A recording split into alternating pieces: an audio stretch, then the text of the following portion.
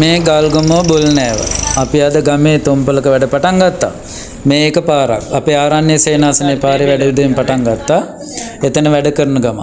ඉතින් ගමේ හැමෝම සහයෝගය දක්වනවා හරිම සතුටුයි. අපි හෙටත් වැඩ කරනවා පුළුවන් හැමෝම සහයෝගය දක්වන්න අපි මේක කොහොම හරි හදා ගන්න ඕනේ. මේවා හිතලා කරන වැඩ නෙමෙයිනේ.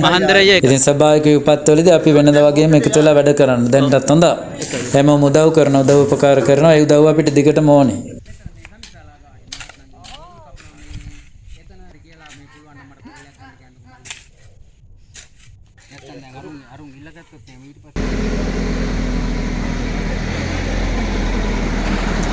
මේ අපේ ප්‍රාදේශ සභාවේ මන්ත්‍රීතුමිය සඳමාලිටියට අපේ වැඩ බලන්න ඇවිල්ලා ඉන්නවා.